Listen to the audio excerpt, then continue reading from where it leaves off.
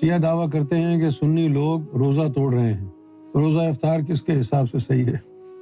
قرآن مجید کو اگر دیکھا جائے تو قرآن مجید نے تو شیعوں کا ساتھ دیا ہے. وہاں پر لفظ جو ہے غروب نہیں ہے، لیل ہے. ثم آتموا صیام الی اللیل، غروب کی بات نہیں ہے. الی اللیل، جب تک رات طاری نہ ہو جائے افطار نہ کرو. خیط الابید من خیط الاسود، اور سفید لکیر اور کالی لکیر من الفجر، کہ جب تک کالی لکیر سفید لکیر میں تبدیل نہ ہو جائے. یہ سحری کی بات ہو رہی ہے. اور کب تک کرنا ہے؟ ثم اتموا الصیام الی اللیل، جب تک رات نہ آ جائے. لیل، رات کا مطلب ہے اندھیرا ہو جانا، چاروں طرف اندھیرا پھیل جانا.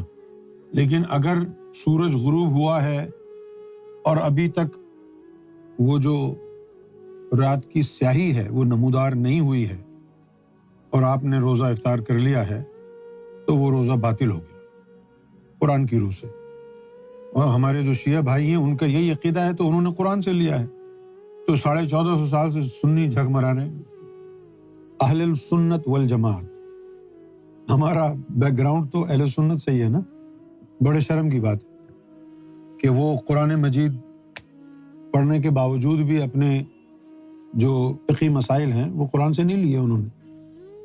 یار مجھے کوئی سنی اور شیعہ سے غرض نہیں ہے، جو بات سچی ہے وہ تو بولنی پڑے گی نا.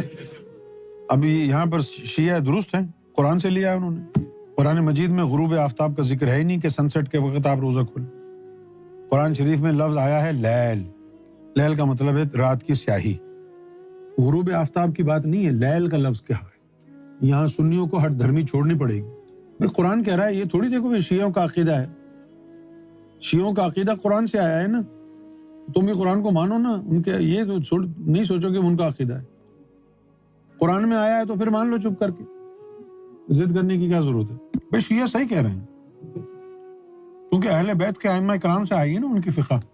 کتنی عجیب بات ہے، اہل سنت والجماعت شریعت کے معاملے میں بھی جو ائمہ اہل بیت گزرے ہیں ان کی تقلید نہیں کرتے.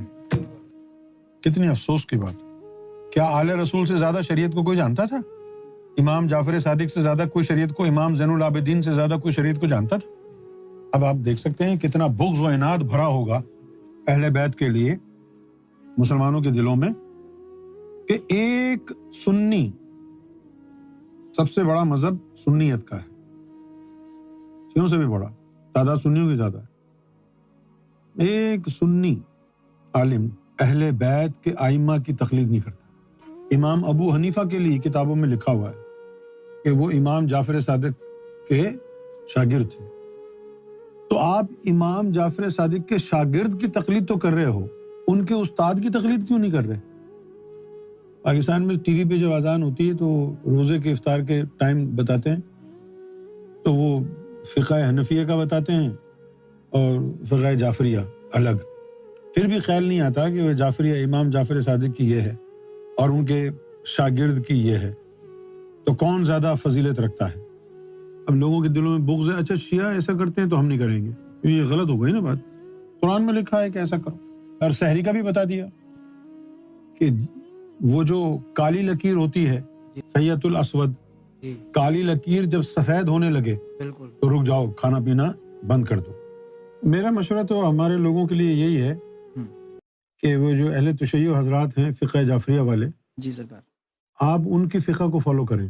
کیا بات، انہی کے حساب سے روزہ رکھیں، انہی کے حساب سے افطار کریں، کیونکہ وہ صحیح ہے، واہ واہ، قرآن سے ثابت ہے. بالکل بے شک، بہت بڑا کرم کیا آپ نے. اسی کو فالو کریں.